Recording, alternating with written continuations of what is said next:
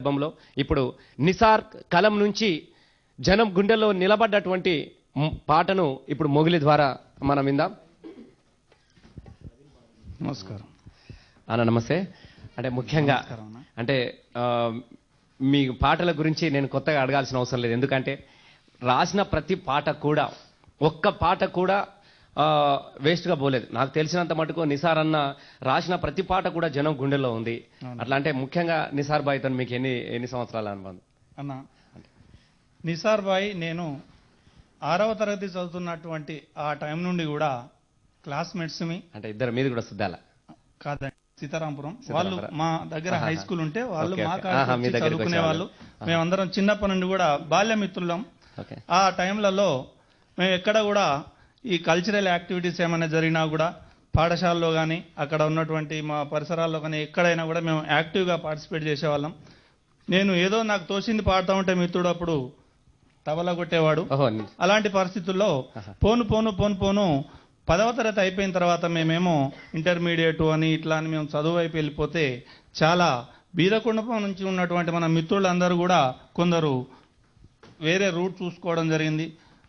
నిసార్ బాయి అదే ప్రకారంగా ఆయన క్లీనర్గా వెళ్ళిపోయిండు, తర్వాత డ్రైవర్గా వెళ్ళిపోయిండు.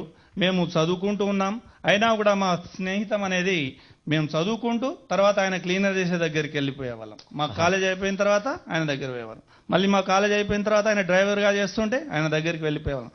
ఆ పరిస్థితుల్లో ఆయనకు చదువుకోవాలి, రాయాలి, పాడాలి అనేటువంటిది కాకుండా రాయాలి, ఏదో ఒకటి రాయాలి. ఎన్నో పాటలు వింటున్నాం కదా, దాన్ని ప్రజల కోసం ఉపయోగపడే రీతిలో నేను రాస్తే బాగుంటుంది కదా.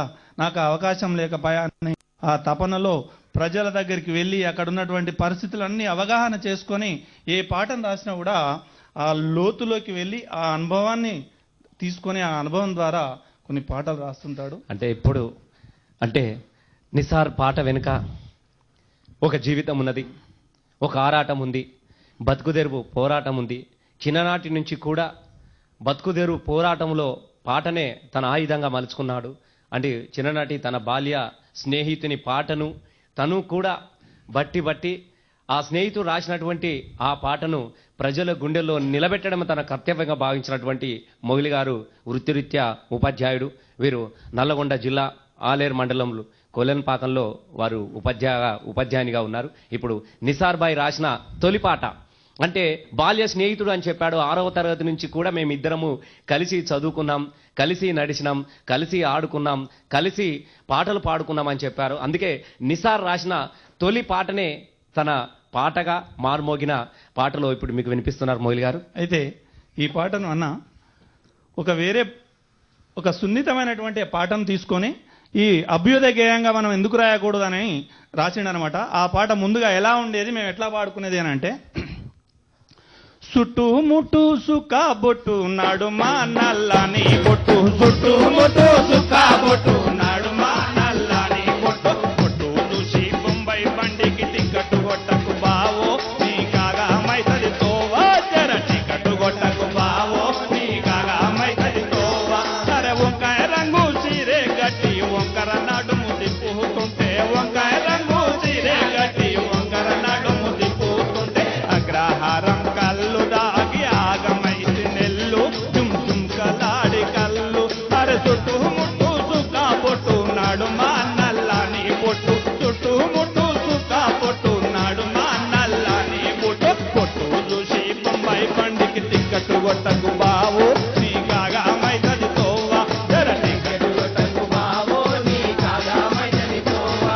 అలాంటి పరిస్థితిలో ఉన్నటువంటి ఆ సున్నితమైన పాటను మనం ప్రజలకు ఉపయోగపడే రీతిలో మనం ఎందుకు ఈ పాటను మలచకూడదు, మలుద్దాం, రాద్దాం అని మేము కాలేజీ టైంలలో ఉన్నప్పుడు ఒక అభ్యుదయ గీతంగా మేము ఆ ఉద్యమాలలో పాల్గొని పాడేవాళ్ళం. అంటే ఈ బాణినే అంటే ప్రజలు పాడుకునే జానపదంలో నుంచి ఒక సామాజిక బాధ్యతగా అంటే ఒక అభ్యుదయంగా మలిచినటువంటి సందర్భం.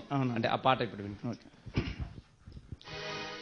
చుట్టూ పక్కల ఎక్కడ చూసిన పొట్టాలలా కలిమంటలు, చుట్టూ పక్కల ఎక్కడ చూసిన పొట్టాలలా కలిమంటలు, చుట్టకపోయిన పేగులన్నీ తట్టి లేపుతున్నాయి, గుసగొట్టి లేవమన్నాయి, అరే తట్టి లేపుతున్నాయి, గుసగొట్టి లేవమన్నాయి, గుసగొట్టి లేవ లేవమన్నై తొడగొట్టి సాగరన్న బుసగొట్టి లేవమన్నై తొడగొట్టి సాగరన్న హర చుట్టూ పక్కల ఎక్కడ చూసిన పొట్టాలల్లా ఆకలి మంటలు చుట్టూ పక్కల ఎక్కడ చూసిన పొట్టాలల్లా ఆకలి మంటలు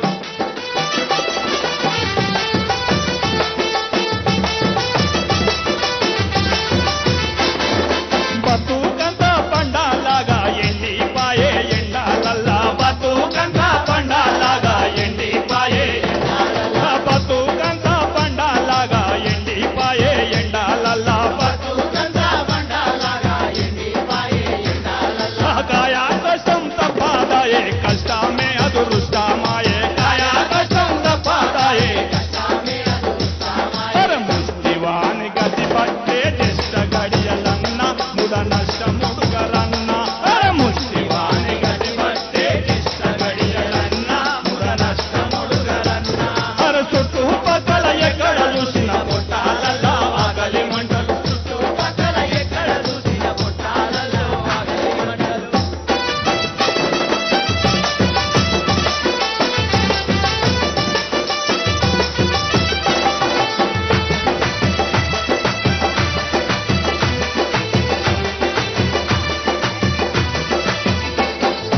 కండాలన్నీ కరిగిపాయే మేడాలయ్యి మెరిసిపాయే కండాలన్నీ కరిగిపాయే మేడాలయ్యి మెరిసిపాయే కండాలన్నీ కరిగిపాయే మేడాలయ్యి మెరిసిపాయే కండాలన్నీ కరిగిపాయే మేడాలయ్యి మెరిసిపాయే డుక్కలకొక్క పుక్క లేక మల మల మాడినావు డుక్కలకొక్క పుక్క లేక బకానికి పోయినా డుక్కలకొక్క పుక్క లేక బకానికి పోయినావు గంటి గట్క కరువాయే కుంచి అడుగరన్న నిలదీసి నిలువరన్న గంటి గట్క కరువాయే కుంచి అడుగరన్న ఎదిరించి నిలువరన్న అర చుట్టూ పక్కల ఎక్కడ చూసిన పొట్టాలల్లా ఆకలి మంట చుట్టూ పక్కల ఎక్కడ పొట్టాలల్లో ఆకలి మంటలు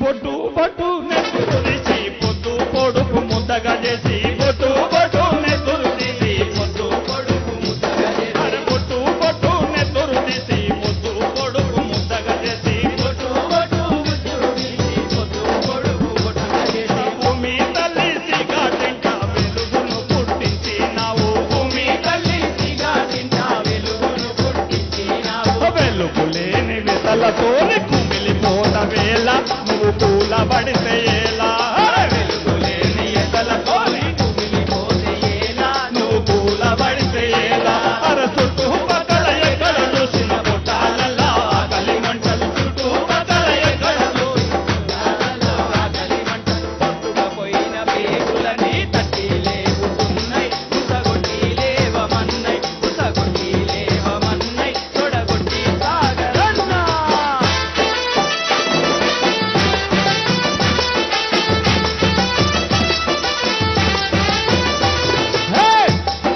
గుండె గుండె దండా గుచ్చి చక్రం మీద చేను వేసి గుండె గుండె దండా గుచ్చి చక్రం మీద గుండె గుండె దండా గుచ్చి చక్రం మీద చేను వేసి గుండె గుండె దండా గుచ్చి చక్రం మీద చేను వేసి గుండె గుండె దండా గుచ్చి చక్రం మీద చేను వేసి గుండె గుండె దండా గుచ్చి చక్రం మీద చేను ఊపిరంతా తోడి తోడి ప్యాటారికి ప్రాణం పోసి ఊపిరంతా తోడి తోడి ఊపిరంతా తోడి తోడి ప్యాటారికి ప్రాణం పోసి ఊపిరంతా తోడి తోడి ప్యాటారికి ప్రాణం పోసి ఆగ్రహాన్ని ఆపుకొని నిద్రపోతే వేళ మరి నిద్రలవ్వరేలా ఆగ్రహాన్ని ఆపుకొని నిద్రపో